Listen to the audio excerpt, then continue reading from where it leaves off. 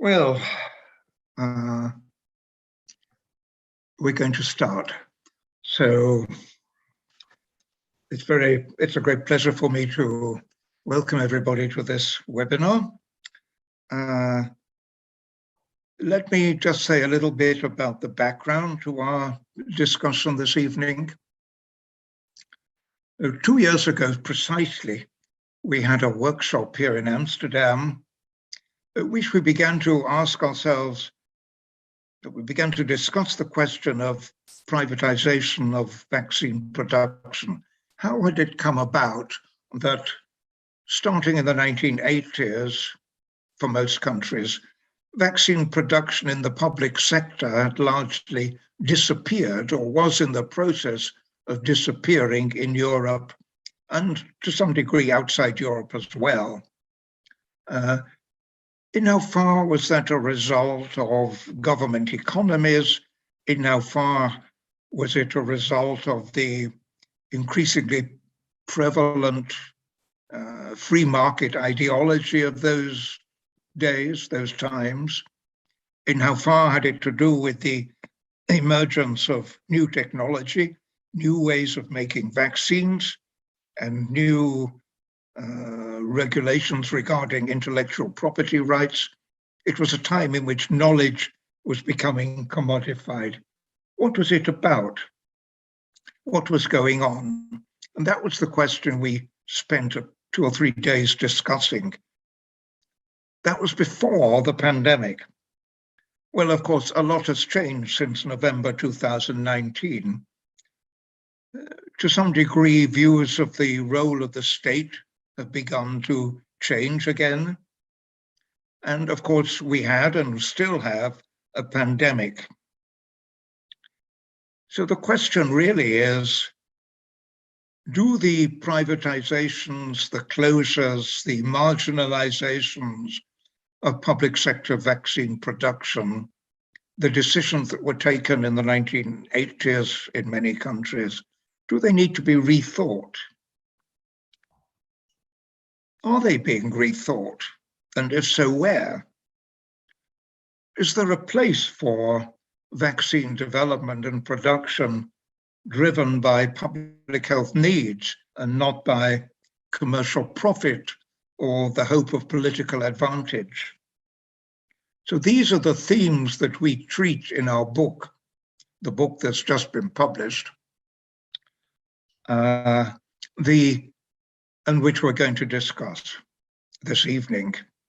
So the structure of our webinar this evening is going to be that 4 speakers, 4 of the authors of 4 of the chapters in the book, will each briefly present their chapter, each from a different country. And then we'll symbolically present the book to our 2 distinguished guests. It's only symbolic because the real book will follow at some point, depending on the vagaries of the post and goodness knows what else. And our 2 guests will each give a short talk on the subject of vaccine geopolitics. And then we'll go over to an open discussion. But just one, before I ask the first speaker to speak, I'd just like to briefly mention contributors to the book who will not be giving a speech. So first of all, my co-editor, Baptiste, who you can see, I think. I'm not sure who can see what, but I think you can see Baptiste, who was my co-editor and also co-author of the introduction. And Maurizia, who was the co-author of the epilogue to the book. The chapter on Croatia was written by Vedran Duancic, Anna Vracha, and Snezana Ivcic. The chapter on India by Madhavi Yenapu. The chapter on Iran by Parisa Roshanfekir and Payam Roshanfekir. And the chapter on Sweden by Motsi Eklöf. It could be that some of these contributors are present somewhere, but we can't see them. Well, I think that's enough from me. I think we now go over to the order that I'm going to ask. I and everybody else whose picture you can see, we'll switch off our videos, and I'll ask Jan Hendricks to give the first talk about the societal vaccinology in the Netherlands and what's happened to it. So, yeah. Thank you very much, Stuart. Let me try to find my slides.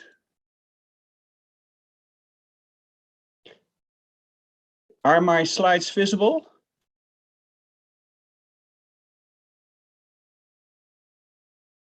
Yes. Yes.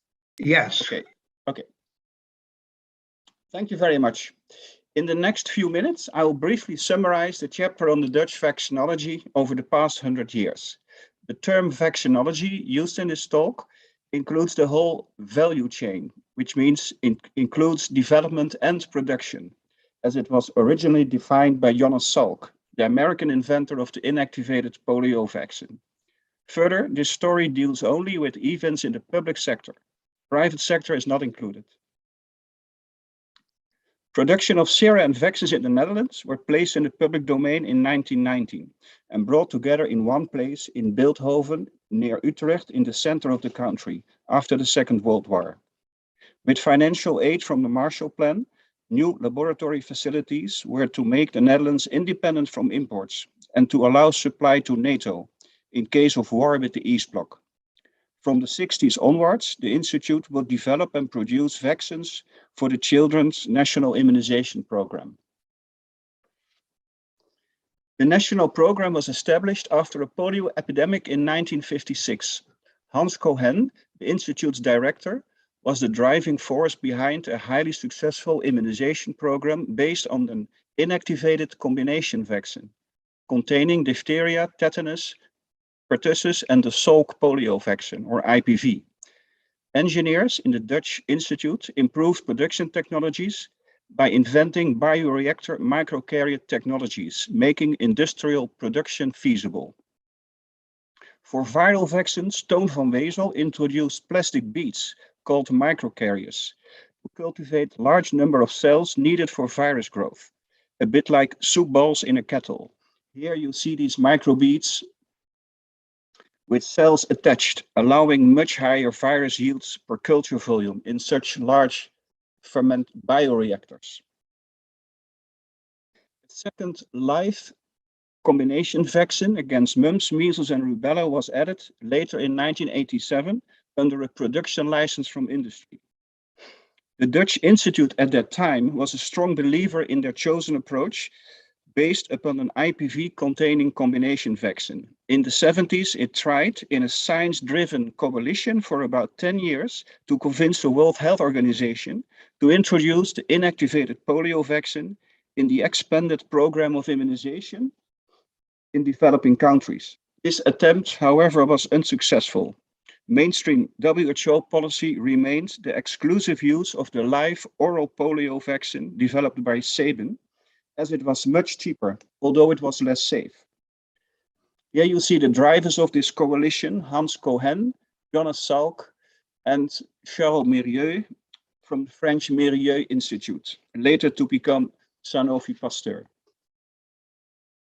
This slide shows that for several decades, almost all vaccines used in the national program were made locally.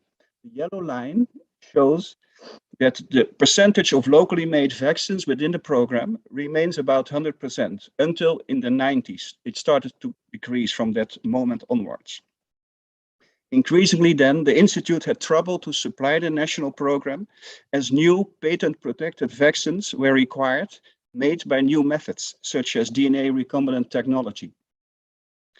Development projects stranded or were delayed due to management issues. Scientists leaving the Institute for industry or academia, and increased financial restrictions due to austerity policies of successive central-right governments. Although new production technology platforms were formed, like the outer membrane vesicle technology, they could not be turned into products for the national program. except for the earlier developed microcarrier viral cell technology. At the global level, though, the Institute continued to make a footprint well into the first decade of the 21st century, because the production competence with the advantage of economy of scale was widely shared. On WHO request, the IPV technology was made available when WHO had to change its OPV-only strategy in the early 2000s. Instead of protecting, the live polio vaccine, OPV, nowadays causes the disease. Since 2016, the vast majority of new polio cases in the world are caused by the polio vaccine itself and not by the wild virus. After 40 years of denial, WHO now promotes IPV as essential to achieve and sustain global polio eradication. By maintaining IPV production competence against market forces, IPV could be reintroduced globally. A key contribution of a national institute to the global public good of polio eradication. A second example of the Institute's global footprint are the many bilateral technology transfer projects of different vaccines with public and private producers in larger developing countries, members of the so-called Developing Country Vaccine Manufacturers Network. A main recipient has been the Serum Institute of India, allowing them to capture a large share of the global UNICEF Gavi market for pentavalent vaccines.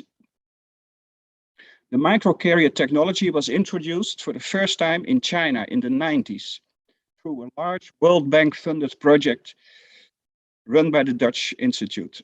Two Chinese manufacturers, Sinopharm and Sinovac, now use this technology as a basis for their COVID-19 vaccines, exported to developing countries in large amounts through COVAX nowadays. Zooming in now to the more recent times, we see here the policy decisions and main events that determined the fate of the Dutch vaccinology over the last 25 years. For one thing, it shows that global events can cause remarkable meandering in national vaccine policies. In 1997, the Council of Ministers decided that vaccine development and production were to remain under responsibility of the Ministry of Health to avoid complete dependence of market forces. Vaccines for the national program were to be produced locally or to procured internationally by the Institute. After September 11, 2001, the Institute was tasked to make a national smallpox vaccine stockpile, which it did successfully. Soon afterwards, all vaccine tasks were brought under one agency, the Netherlands Vaccine Institute, independent from the RIVM. Over the next few years, however, the NVI had increased difficulty to supply the national program. So the minister decided in 2009, in line with continuous austerity policies, to sell the production, while other vaccine tasks such as R&D, advice on the national program composition and procurement were to remain public. The Serum Institute of India bought the production in 2012 under the name Bilthoven Biologicals. In 2013, the Institute of Translational Vaccinology is formed as a temporary working organization, which is a first step to prepare the national vaccine development capability for sale, which was indeed announced in 2016. Then comes COVID-19.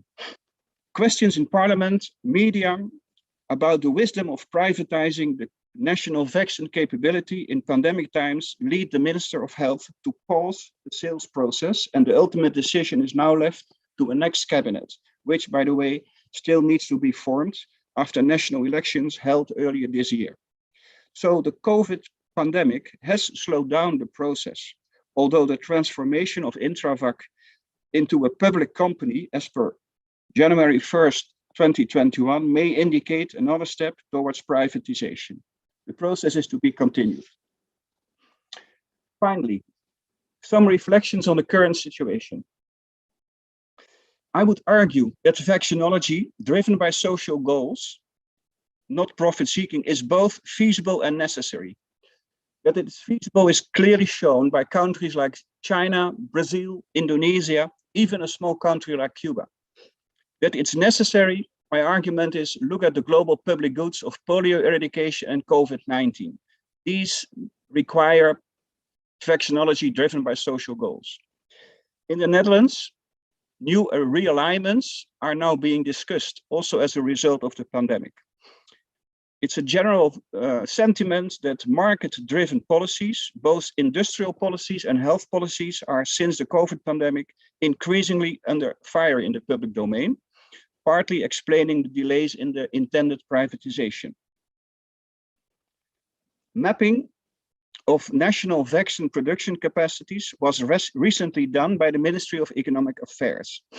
Plans are being made to integrate these into a national network or a continuous public-private partnership for pandemics.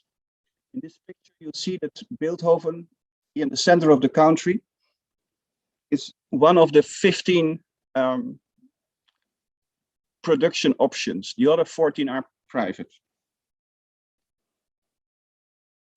As for the Europe as a region, the Netherlands will obviously be involved in the new European Health Emergency Preparedness and Response Authority, or HERA, which is a new initiative by the Commission modeled after BARDA in the United States. Then, at the global level, WHO, there is renewed interest and appreciation in the government circles for previous global accomplishments that were summarized here. The Netherlands is sympathetic to WHO's Technology Access Pool for COVID-19, CTAP, and has volunteered to host WHO's next World Local Production Forum the coming years. Both initiatives could involve non-exclusive licensing of Intravax nasal spray COVID-19 vaccine candidate based upon its outer membrane vesicle technology platform. I'll stop here and thank you for your attention. Over.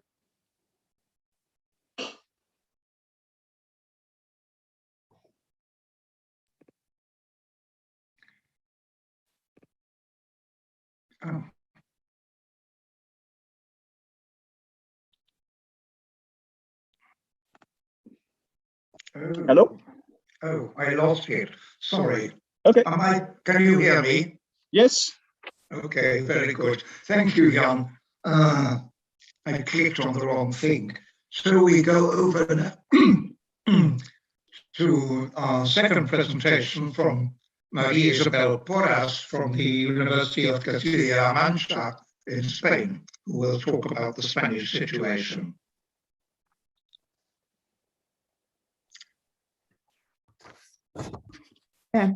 Good afternoon. The Spanish case, focused on the period from 1871 to 1986, shows how smallpox vaccination in Spain was carried out rapidly between 1799 and 1803, but declined over most of the following century. Although this began to change in 1871, when, as elsewhere, the first National Vaccination Institute was created to promote vaccination against smallpox and the production of vaccines, the path to achieving these two objectives and having public institutions to implement them was long and difficult. Both their establishment and later dismantling were influenced by various factors, with many stops and starts. Spain depended on help from international agencies, including the Rockefeller Foundation, in establishing institutions where bacteriology and virology could flourish and where vaccines could be produced.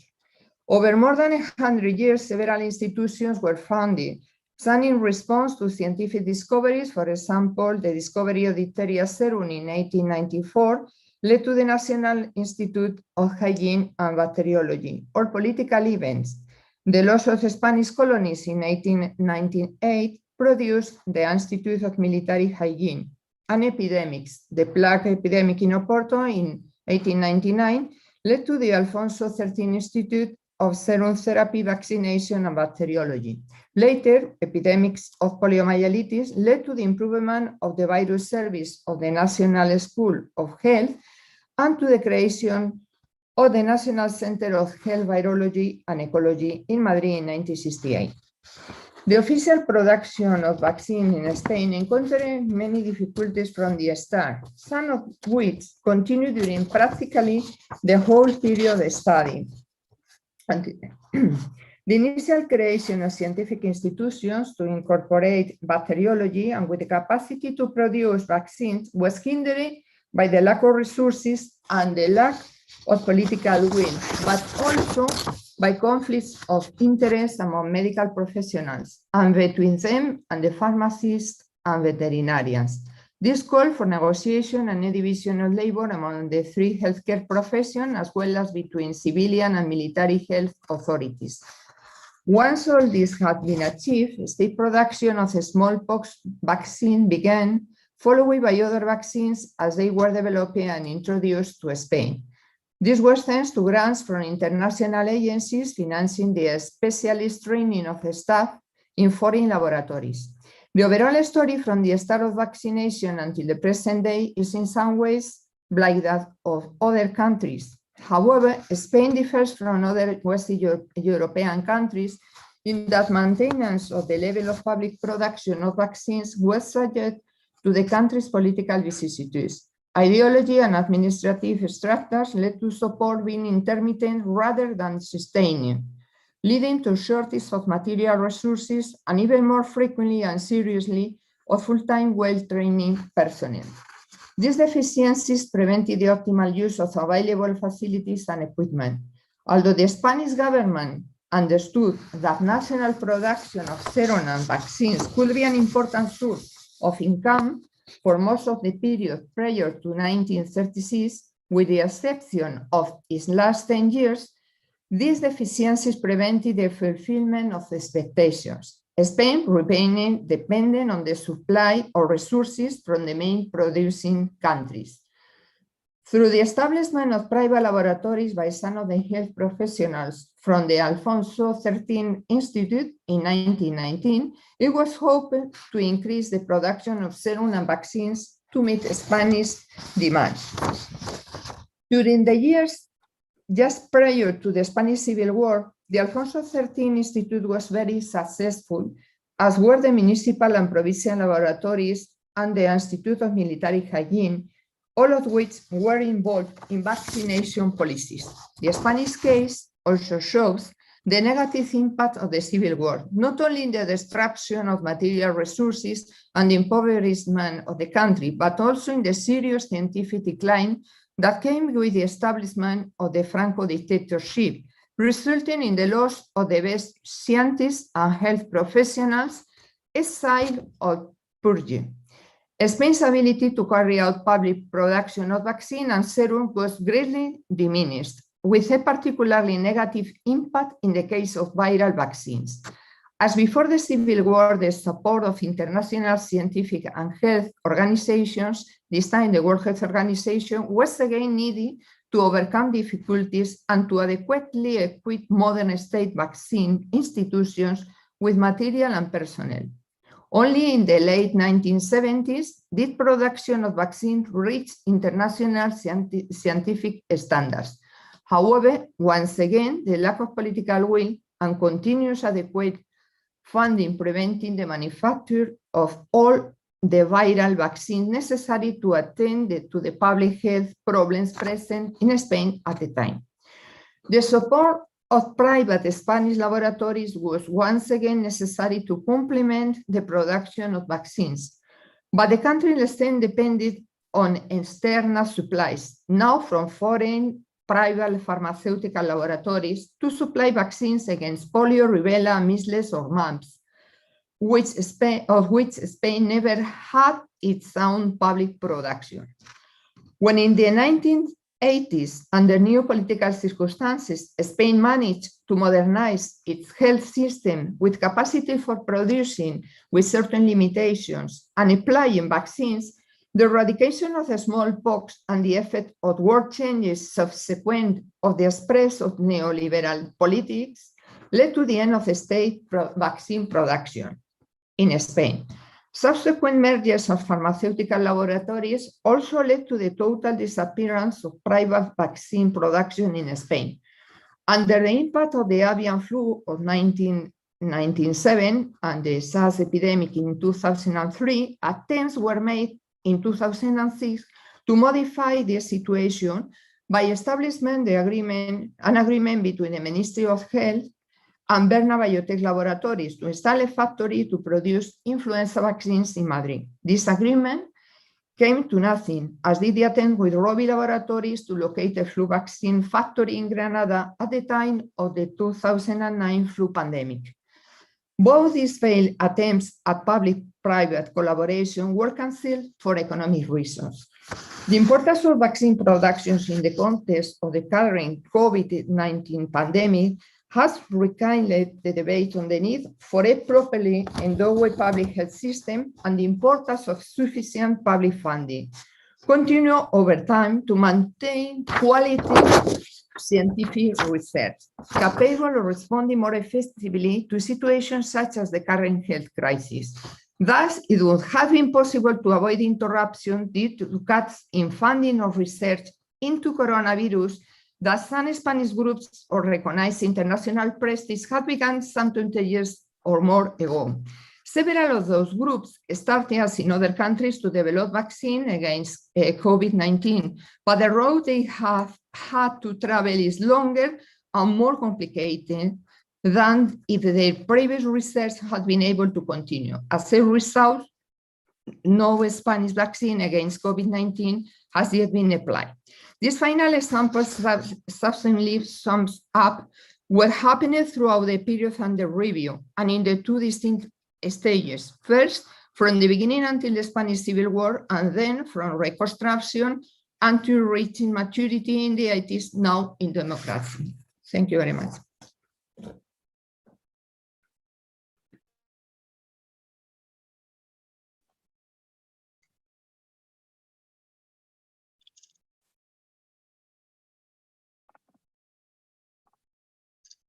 Thank you very much, Maria Isabel. So without further ado, I think we move on to the third presentation by Valentin Veron-Doma from the Romanian Academy of Sciences. Valentin, it's the floor and the screen are yours. Thank you, Stuart. Hello, everybody. I would like to say a few words about my chapter 7 in the book. I'm not going to be thorough about its content, but I'm going to share a few ideas. My case study focused on the evolution of applied research and domestic vaccine production in Romania. Although the first systematic studies on vaccines began in 1887 in the Pasteurian paradigm, with the establishment of the first bacteriology institute under the leadership of Victor Babeș, and research and production of vaccines was conducted at several institutes in Romania, and I could identify at least 10 public vaccine institutes, starting from late 19th century to the second half of the 20th century.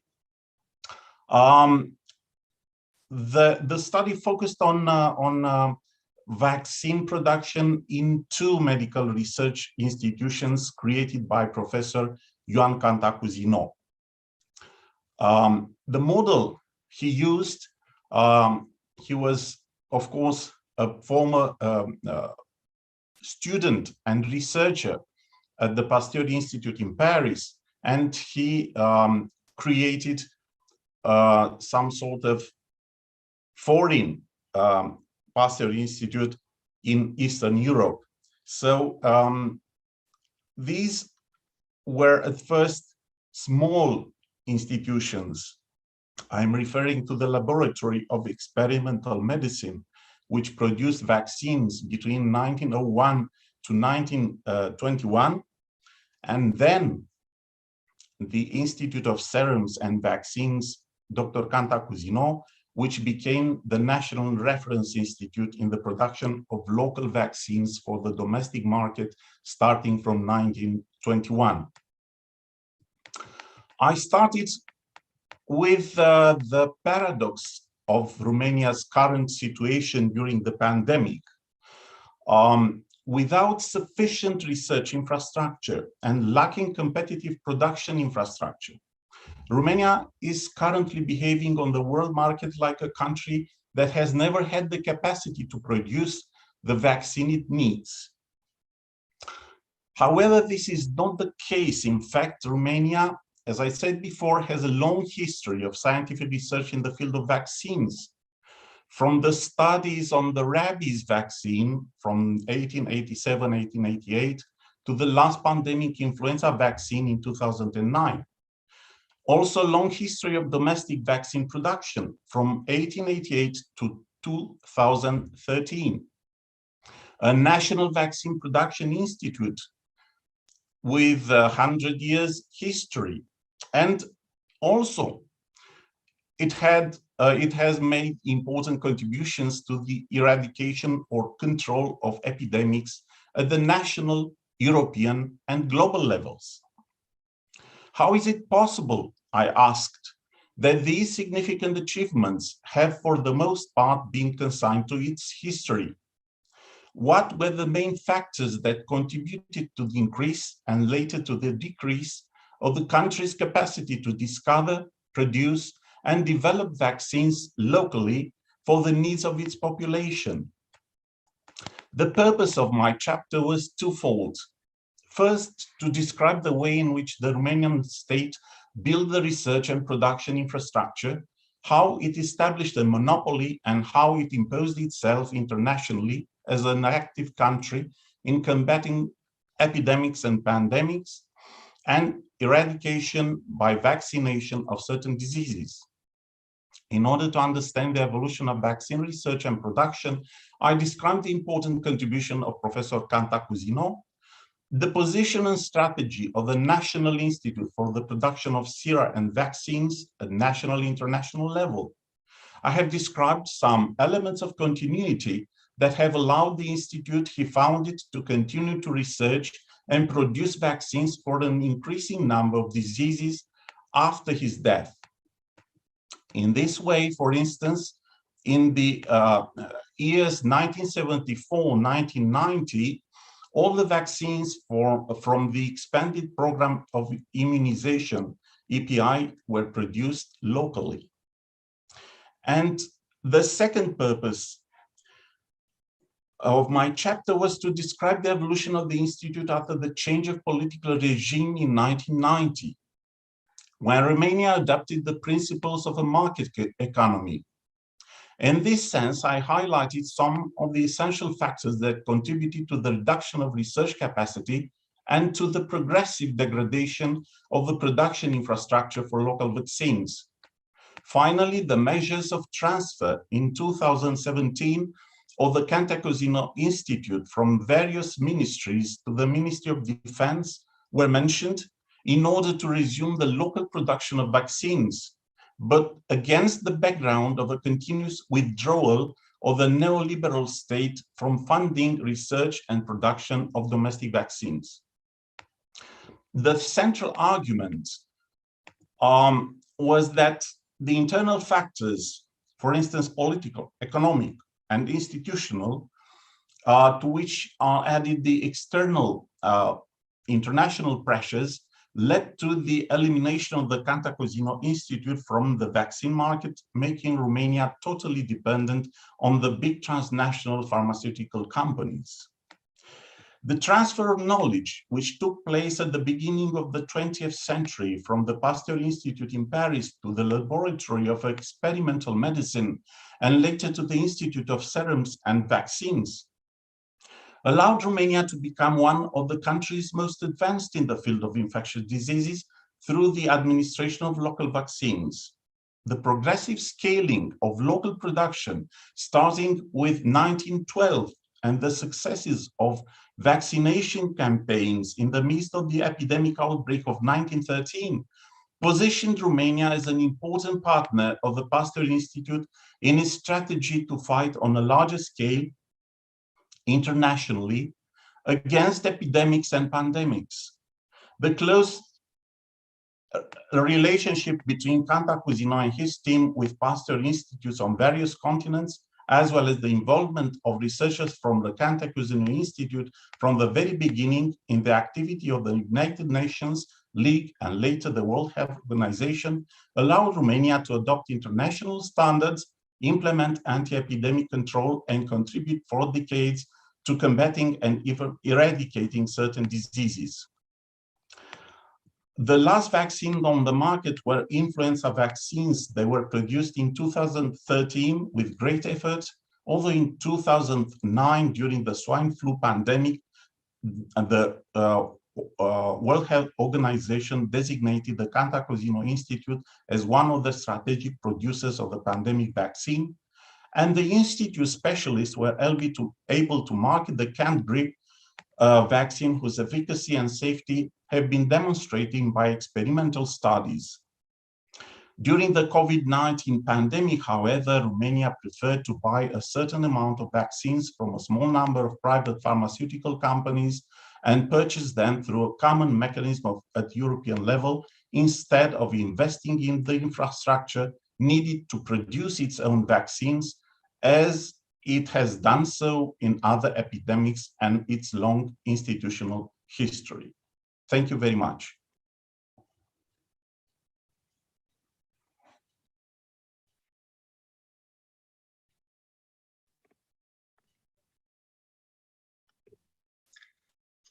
Thank you very much, Valentin.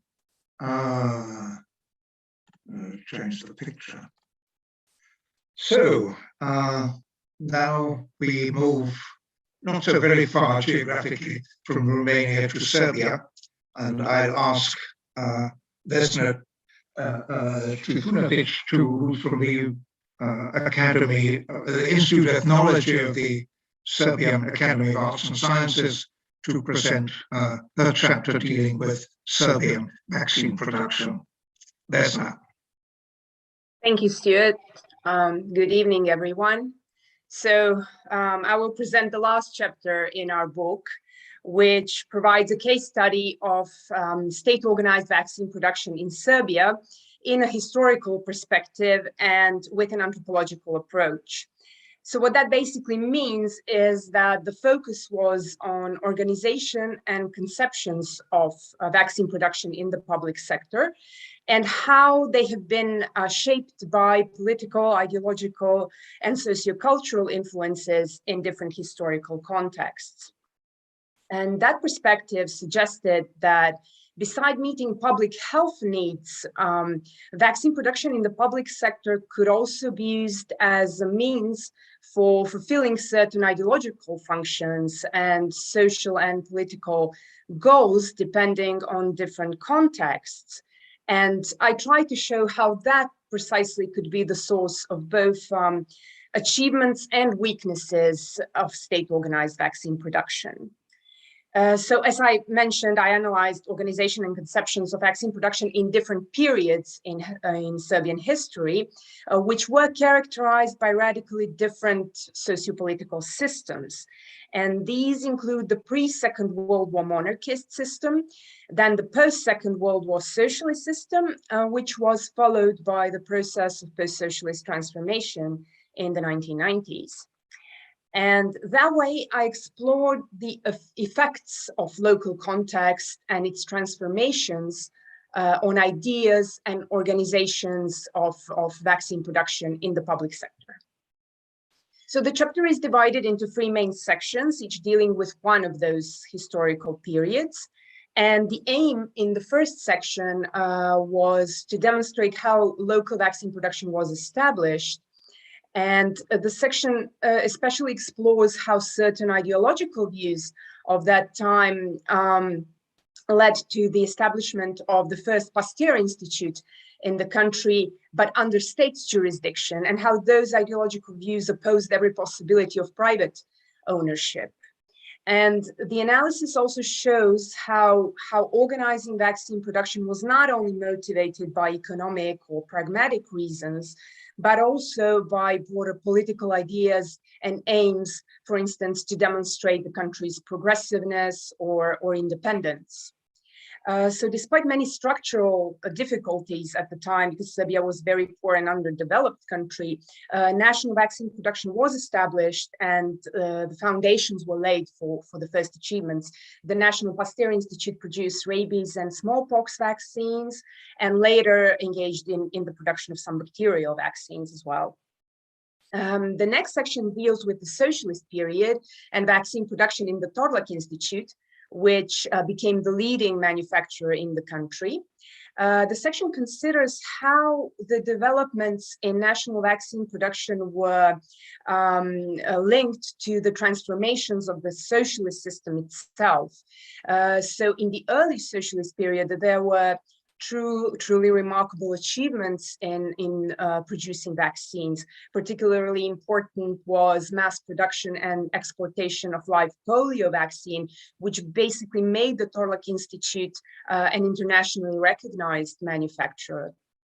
The section also demonstrates that these achievements were mostly due to favorable political and economic circumstances of the time, but they were also supported by certain ideological motives also. For instance, intensified and improved vaccine production served to demonstrate the rapid process of modernization and social development that were taking place in the established socialist system.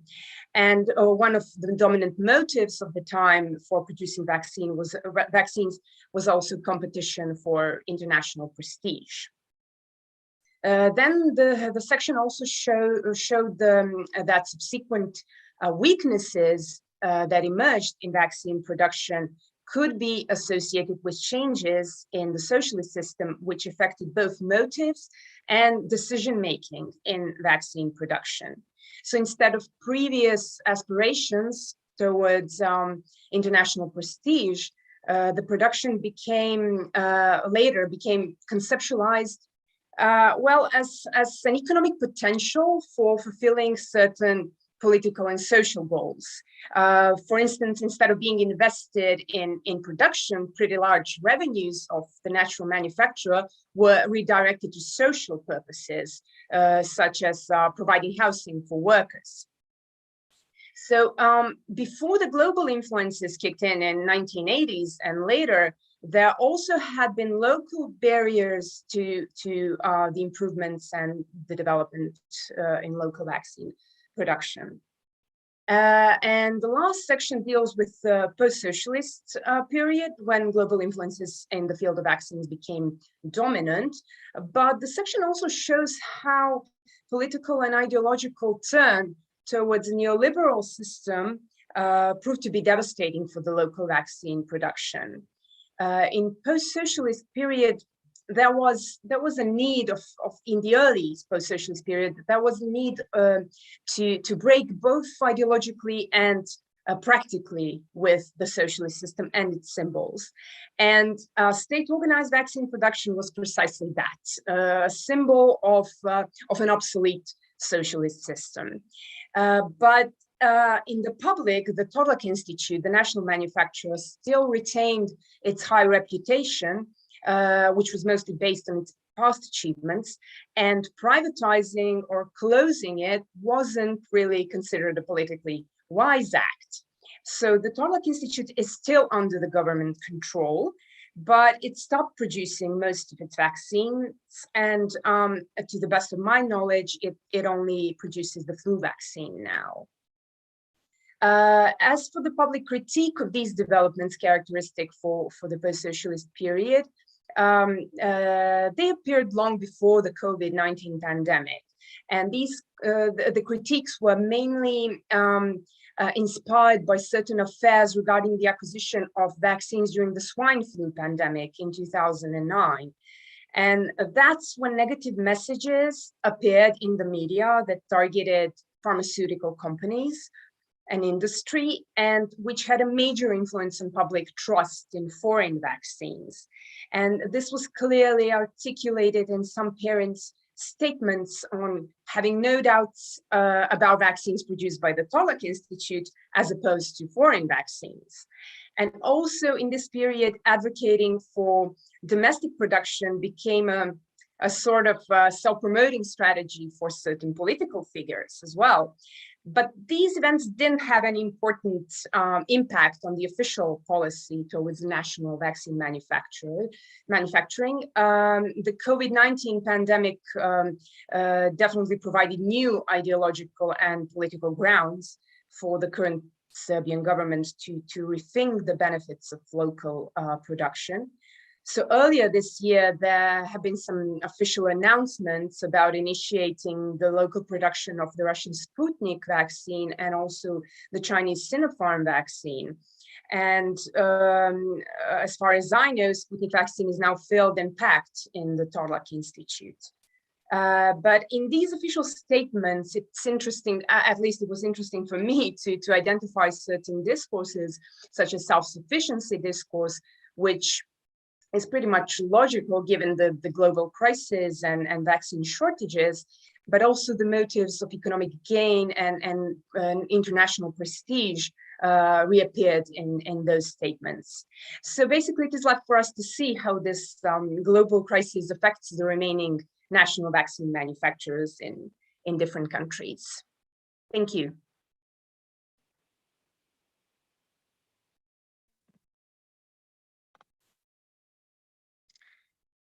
Thank you very much, Vesna. Well, that hopefully gives a taste of some of the things that are in the book. Of course, there's a lot more, and we hope that everybody will buy it. So the next phase, the next step in our discussion is that we symbolically present the book to our two distinguished guests. As I said before, it's only a symbolic presentation, but the real one will come eventually. That depends upon the publishers. The first of our guests is Dr. Paulo Gadelha, who is the ex-president of the Osvaldo Cruz Foundation in Brazil, which Brazil, of course, is one of the relatively few countries that has always had a significant public sector vaccine production.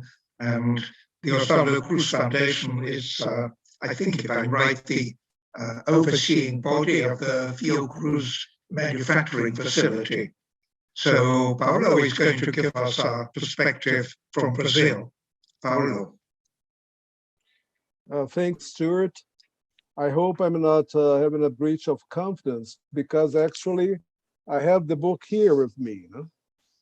It's not really, I received it by mail, and I had the chance just to read some parts of it.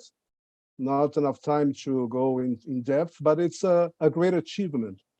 It's a book that brings a crucial issue, as we heard from our previous speakers, and that has a very important updating now with the COVID experience. Actually, in the case of Brazil, vaccines, immunization processes were very much related to a state and nation building. And also in the case of both Butantan Institute and Fiocruz, they were crucial also in terms of consolidating the institutional setup of these two main producers, still up to our times, in terms of vaccines.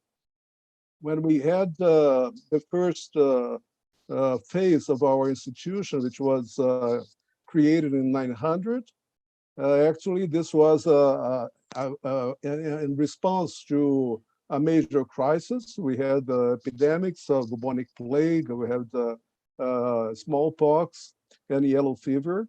And again, the serum and the possibility of having the local production of this as a main possibility of facing this crisis was the starting point for a lot of work in terms of consolidating this institution.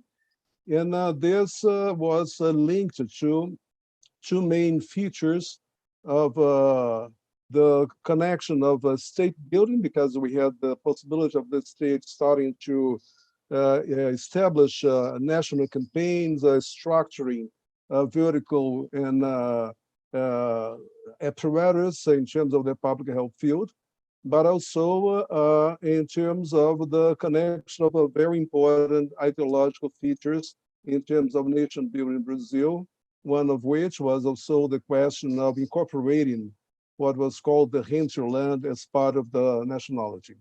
Well, we had a very important, there are exemplar cases, I won't be able to go through all of them, but in the case of yellow fever in the 30s, there was, with the Rockefeller Foundation, a few crews already participated in terms of developing, the final development of the vaccine.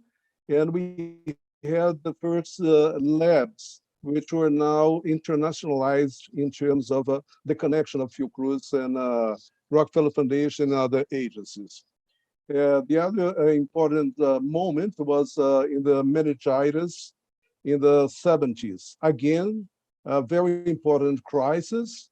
We were undergoing a military dictatorship, and there was a major epidemics of meningitis. And Fiocruz was at a time in a sort of decadence because there was not much process of recognition, investment in the institution. But then it was needed again to play this role.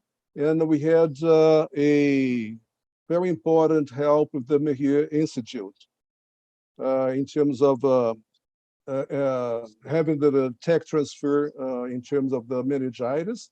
And this was also connected with the National Program of Immunization. I will just say, because of the time, that the National Program of Immunization Brazil and the fact that we have the vaccine production as part of the universal health system of Brazil makes the whole difference.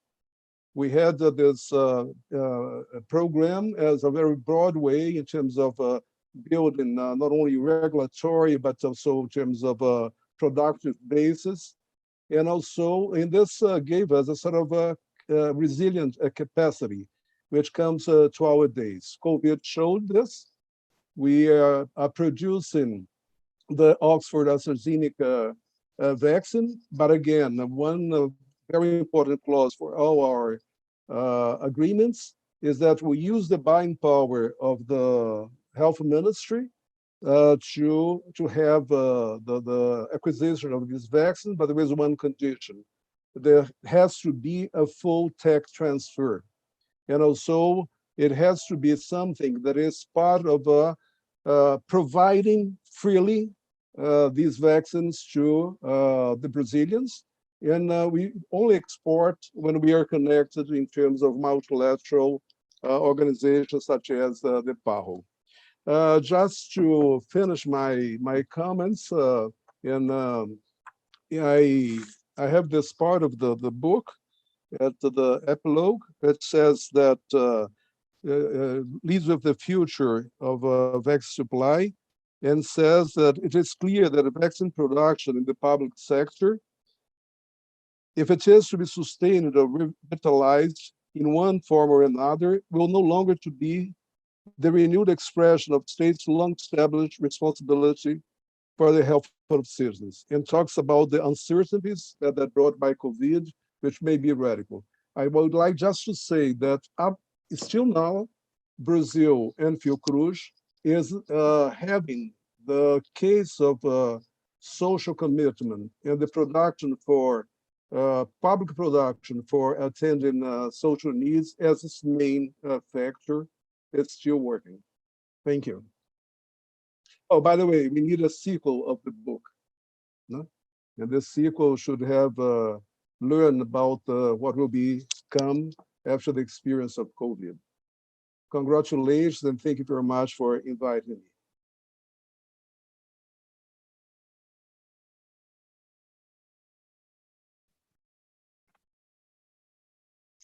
Thank you very much, Paolo. Well, you've given us the idea for the next book, right? Looking forwards. Thank you very much indeed. Well, it's nice that you actually received the book. It's more than I did. Most of us haven't had it yet. It's quite funny. So our second distinguished guest is Ole Olesen, who is the executive director of the European Vaccine Initiative, which I think is a program of the European Commission, but I'm not totally sure. But I'm sure Ole will explain to us, will give us a European view of what's going on. Yes, thank you very much, Stuart.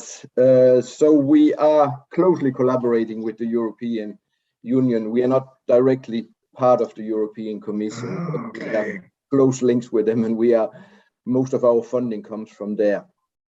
I do, however, have a long past in the European Commission and affiliate agencies, so I do have some insight also that part of the world. So first of all, I would like to congratulate you and also Professor Baptiste Bailac-Polif for this wonderful book, together with all your co-authors and contributors, of course. I think this is both an important and timely, and I dare say maybe also already an impactful piece of work. And why impactful, I will get back to that a bit later.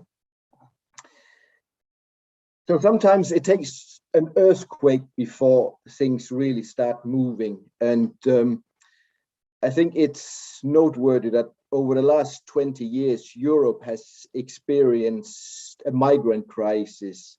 We've experienced a financial crisis.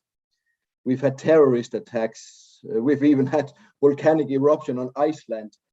But it was really only when we experienced the pandemic, the COVID-19 pandemic, that we saw border closure. We saw emergency laws being introduced, and we saw police and military really being mobilized and to enforce curfews and other measures that were introduced. So I think this is something to keep in mind, that this has really had a major impact on the way we think. And I think also it showed that Europe was really, as a region, poorly prepared for a health crisis like the COVID-19 pandemic.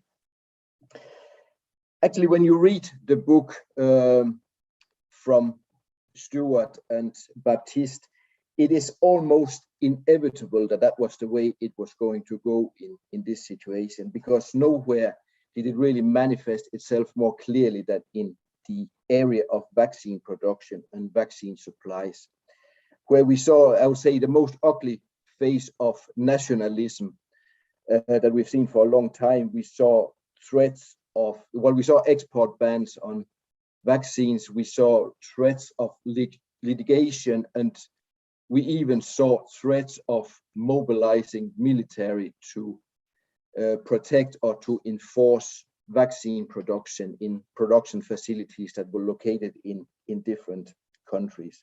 So I think this is something to keep in mind as we look at this book. But it also raises the bigger question. So where do we actually go from here? And I think that, let's say, the old way of national vaccine production that we saw in the past is not really something we can strive towards today, because we have to realize that we are a very different place than we were 30 years ago. The way to produce vaccines has evolved. We have much higher expectations to quality, to efficacy, and not at least to safety of the vaccines that we want today and that the public wants today. We have to keep in mind that vaccines are different from drugs. Drugs you give to people who are ill, whereas vaccines you give to healthy people, and therefore the safety standards have to be much, much higher. At the same time, the production techniques have evolved. We have much more different types of vaccines, each which require a lot of specialization, a lot of specialized know-how and equipment to produce. So therefore, the idea of each country having their own production facility, I think it's outdated, and I think it doesn't really match the expectation that people have today. It's also very costly, so I think also few countries have, specifically the small countries, don't have neither the know-how nor really the financial resources to lift something of that magnitude. So I don't know if the European policymakers have already pre-read the book. Maybe they managed to get a copy before anyone else, because actually Europe is doing something a bit, you could say almost they would take the conclusions of the book. Because as Jan has already alluded to, the European Union launched on the 17th of September HERA, the European Health Emergency Preparedness and Response Authority. And the European Union will allocate 30 billion euro, not million, billion euro over the next 7 years to get this mechanism up and running. An important part of that will also, at not national, but at European level, have a vaccine security mechanism, which will involve some kind of flexible vaccine manufacturing or acquisition. How exactly it will pan out is unknown because the mechanism is being landscaped now, but the idea is certainly that Europe as a region should have its own capability to either produce or acquire vaccines at the highest standard. So this is very well in a time now where we have a pandemic situation where there's a lot of public support to this, but we need to keep in mind that this only survives as long as the public and the political will is really there. And I think an important part of that is really to inform stakeholders and public about the necessity of this. And I would say that this book that we are launching here today is really an important contribution to inform about the necessity of having some kind of public involvement in the vaccine manufacturing capabilities. So therefore, once again, I congratulate you with this important book, which I think already has given some impact, or at least have inspired somebody along the same line that that you are describing in the book. Thank you very much.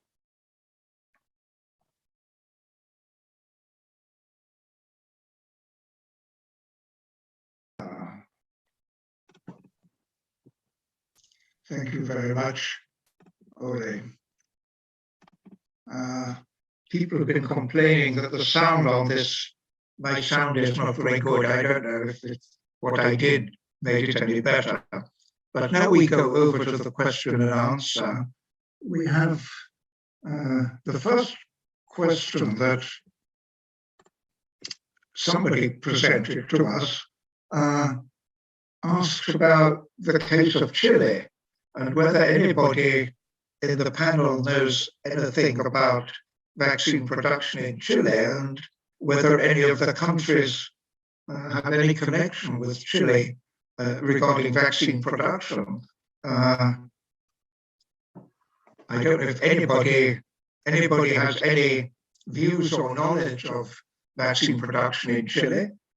Would any of the panelists like to respond?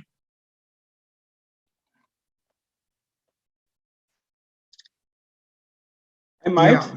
Yeah.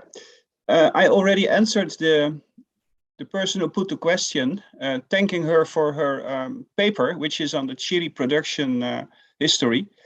I mentioned that I was aware of a very interesting regional initiative in Latin America several decades ago called CIREVA, where different Latin American countries tried to work together in an effort to make a conjugated vaccine against different strains of the bacteria that causes pneumonia, Streptococcus pneumonia. And I think one of the strains was going to be produced in Chile, another in Brazil, and another, I think, in Argentina. That was an interesting regional effort. Unfortunately, this effort was not successfully concluded, and I'm not sure exactly what was the reason, but it stopped. So in that time, Chile was a player. That's what I remember, and I just mentioned this to her that for the history, but that was all. Over.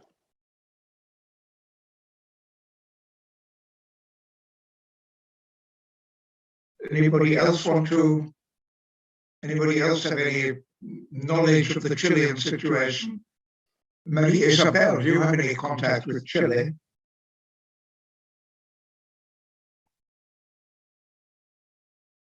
Sorry. No, I have some contact with Argentina, but not with Chile. So I don't know anything about the case of Chile. Okay, so we're not very informed about Chile. There are a lot more questions, but where are they?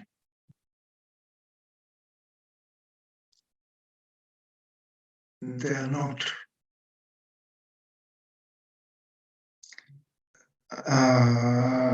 They're not questions, they're comments, mostly.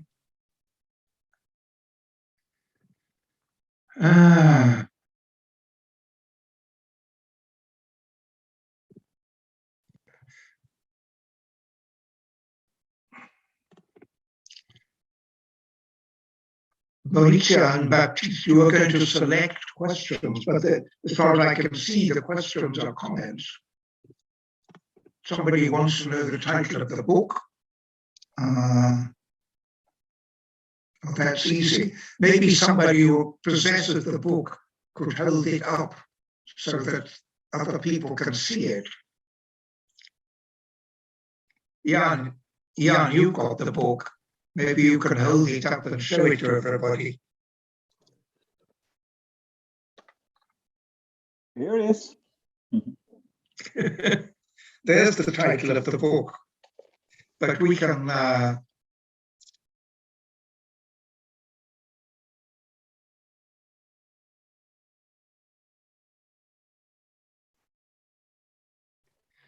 there's a question.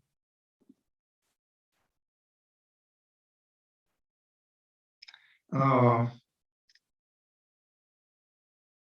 I think I can guess who wrote that question. There's a remark, which is not really a question, but it's a remark, that perhaps we should have focused on technologies as units of analysis instead of social and intellectual history. Well, that's a question, that's a matter of perspective. Most of the people who contributed to the book are, or many of them are historians. So we were interested in institutions rather than specifically in technologies. Does anybody want to comment on that? You could all see it, I think. What kind of a book would we have written if we focused on, if the chapters had dealt with technologies rather than institutions? It would have been a very different book. Does anybody want to comment on that?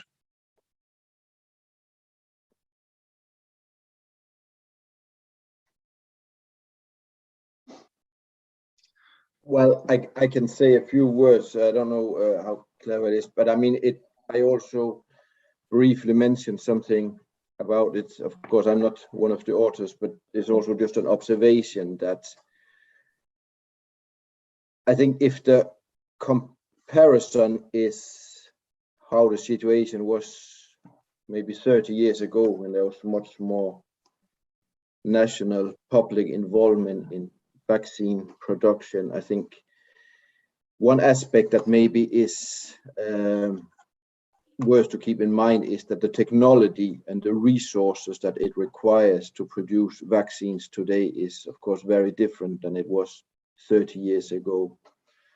So therefore, let's say, I think that's maybe an aspect. Again, I've not read in details the whole book, so maybe it is covered, but I think this is something that is, of course, worth to keep in mind. Just now under the COVID-19 pandemic, we've seen the launch of a new vaccine technology, mRNA vaccine, which again is completely new technology. And we've seen one of the first, not the first, but one of the first approaches or use of viral vector vaccines, thing with AstraZeneca vaccine, which also is a very new technology for human use.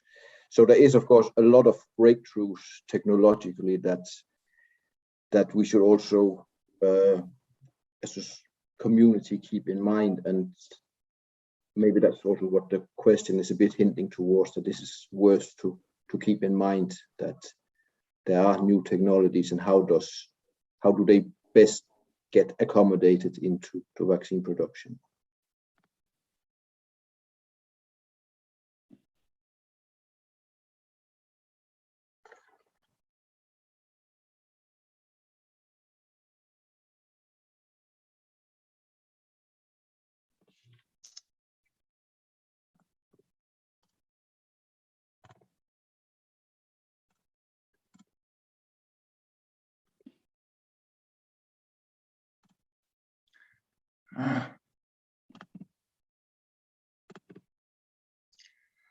I think most of part of the rationale for this book was we wanted to understand how it was and why it was that national vaccine production had either ended or been marginalized. We didn't start out to try to write a book about vaccine technologies. It would have been a different book. But I do have a question for the panelists, which concerns the way in which any kind of supranational organization should be organized. We've had COVAX, which has been the main embodiment of a kind of supranational commitment. But there's been a lot of critique of COVAX, not only that it has not been able to obtain all the vaccine it hoped for, but that perhaps a model based on an integrated, a supranational consumer operating on the market was not the right answer. Perhaps a supranational producer might have been a better one. I wonder if anybody has any views about the adequacy of the COVAX mechanism in relation to the current pandemic. It's coming in for a lot of criticism, mainly, of course, that it's being undermined by rich countries that give it money with one hand, but buy up all the vaccine with the other. The other critique is that a model which relies on the market, as COVAX does, is perhaps an inappropriate model. Does anybody have any comment on the COVAX model and what we can learn from it?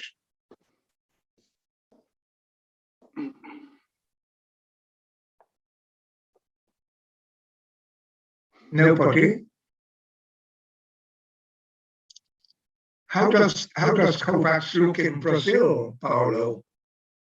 Is it relevant? Just raised my hand because COVAX is a great idea, but it's structured in a way that it's, as you said, it's more related to how you have procurement or acquisition in terms of what it's available in the market, and then try to have a solidarity way of increasing equity in terms of access. But then we face the whole problem of dependence on the question of the technologies, the question of where the production is made. In the case of Brazil, we actually did a low contribution to COVAX at the beginning. We had one problem with the federal government because there was a sort of a first attitude in terms of not fostering the case for vaccination. But then we, even in this small amount, there was one short period in which we needed a COVAX vaccine that we weren't able to get. So Brazil could be, in a way now, a provider for COVAX and other regional demands, because we are increasing our production. It's not at the height of it, but we have the full capacity now would be 25 million doses per month. We just incorporated another machine that will be part of a big unit of a vaccine that we are building. This could come to more than 50 million a month.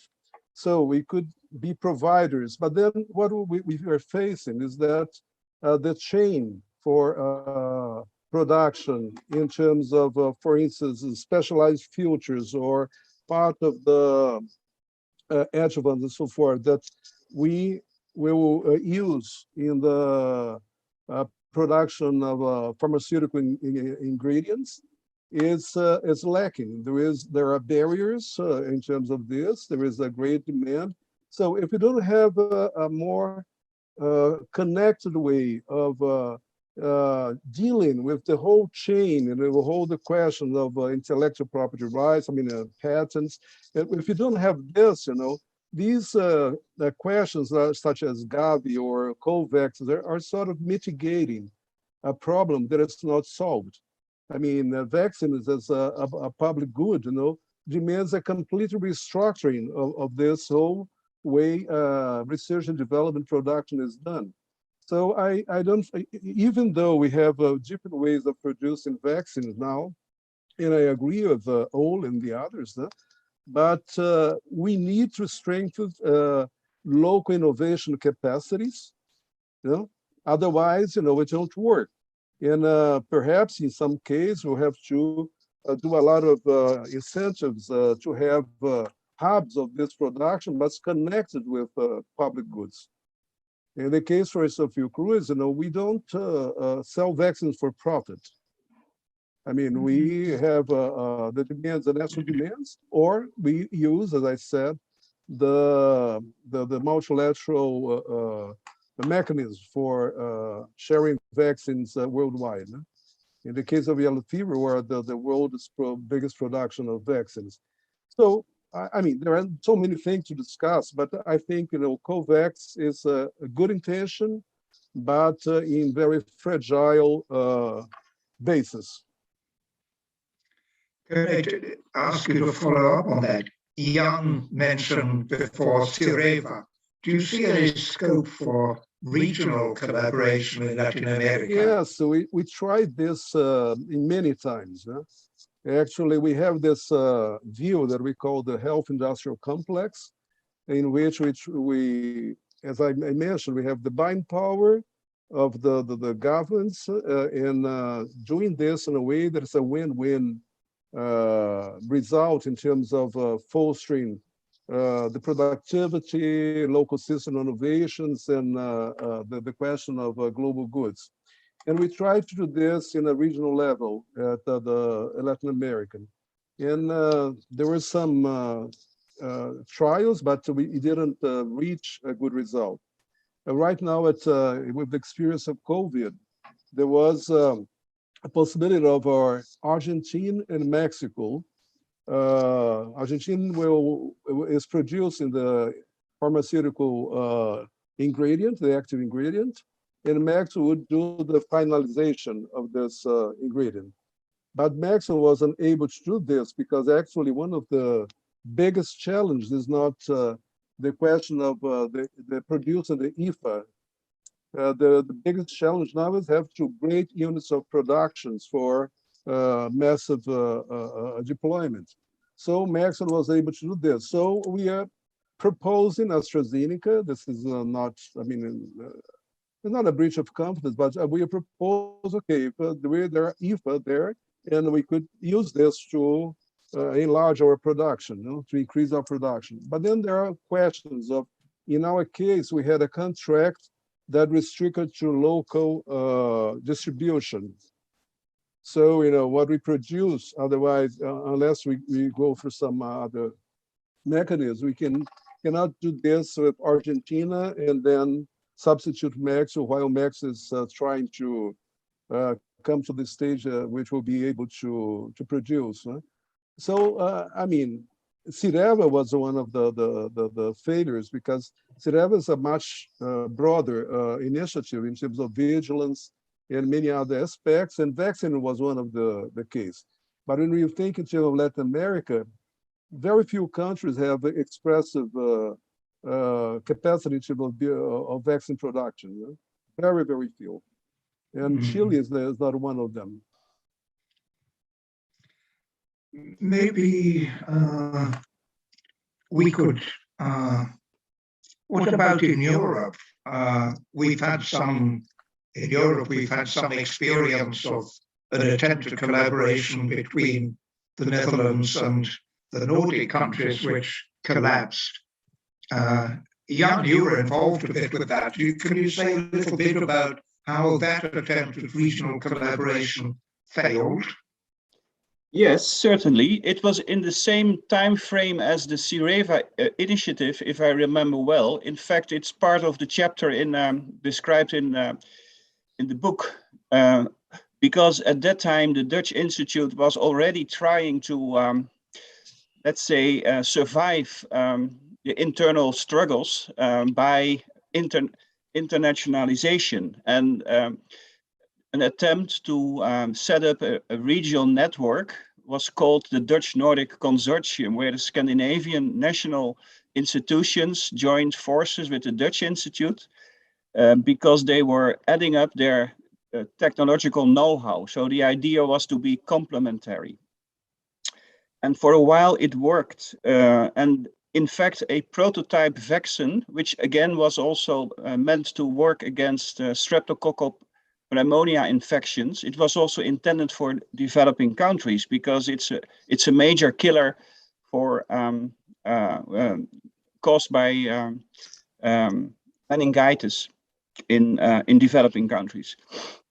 Now we have a good working vaccine, but at those days, that vaccine was not there yet. And I think there were many reasons why the project failed. One of that was one of the partners, the Swedish partner, was privatized during the project. So then there was suddenly difficulty to access the specific technology from that institute. Another was that the key project leader at a certain stage decided to leave the institute in the Netherlands, and then there was a lack of, let's say, leadership, I would say, to bring this product to market. In fact, there was also a change of perspective in one or two of the institutions, because it was delayed.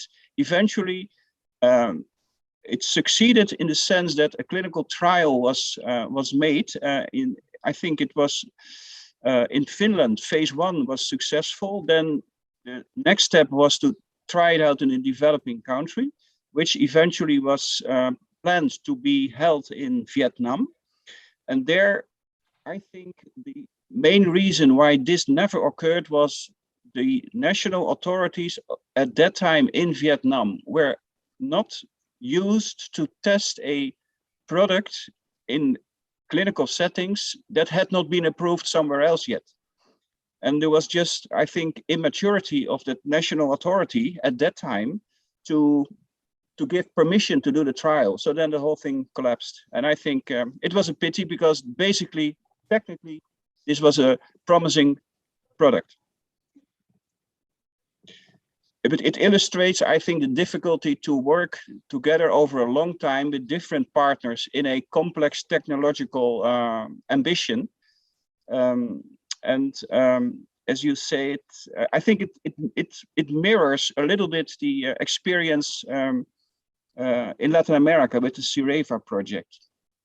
And what is very interesting for me is to see what is going to happen now in Africa, because there is a lot of initiative and goodwill now to do something for manufacturing in Africa. And it's my hope that somehow the lessons of other regions in cooperation will help Africa to go the right direction when they start to collaborate on local or regional manufacturing. Thank you very much. Ole, how do you think,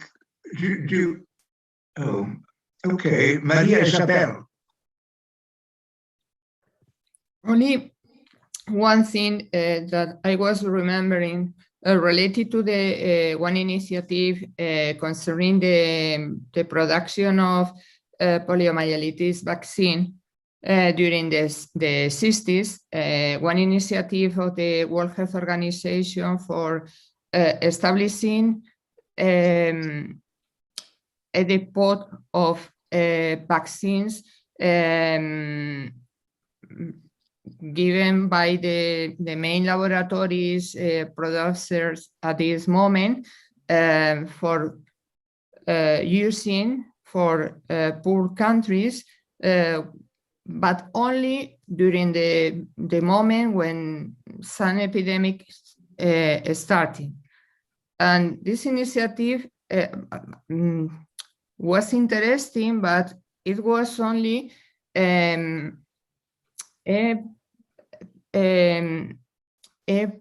primary way before establishing the local production of vaccine against poliomyelitis. No, and I was thinking that it was a solution not very good, but the idea was in the line that not the of producing the transference of the technology, and particularly at this moment, no, is more important with this kind of new vaccines, no, as some other authors have mentioned.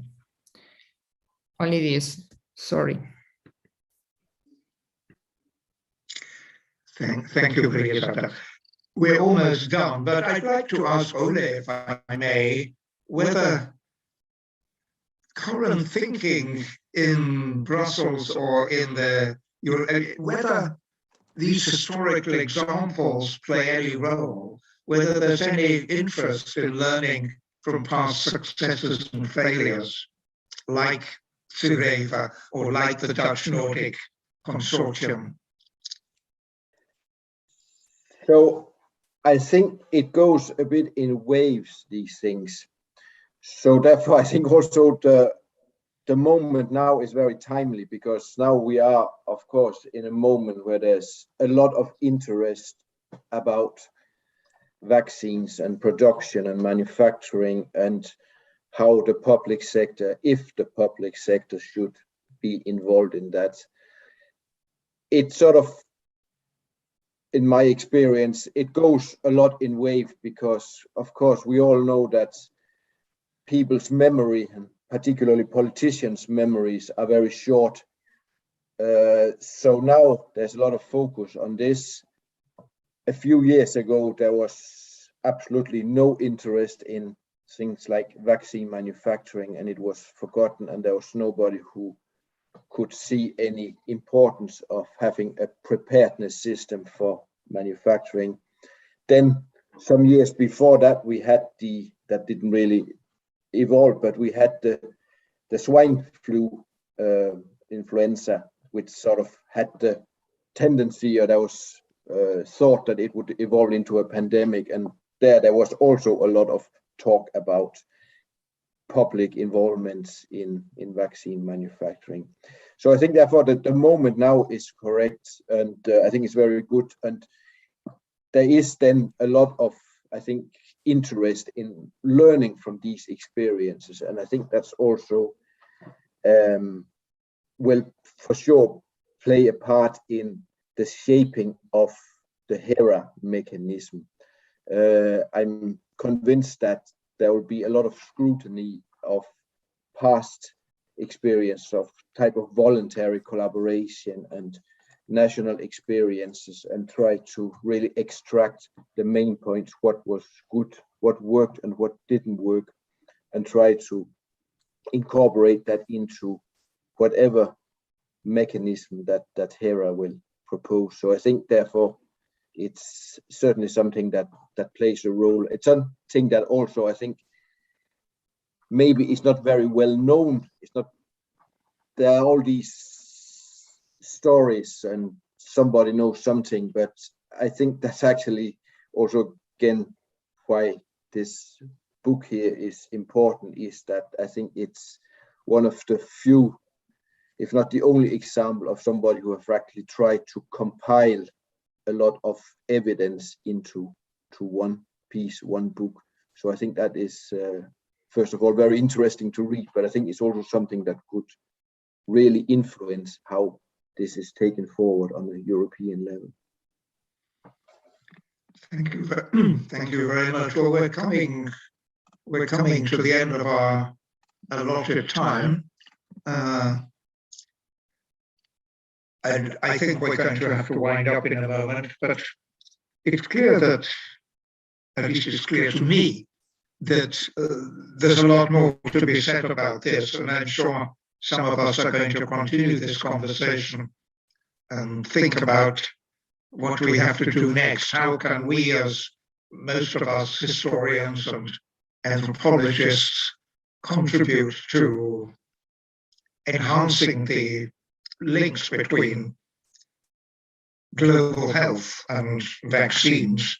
So I think my task is probably to thank the panelists most sincerely, and the contributors to the book who were not panelists, and to say once more what a great pleasure and a privilege it has been for us to work together on this book. And I understand that this session will be recorded. It will be available on YouTube for people to look at later, or for other people to look at.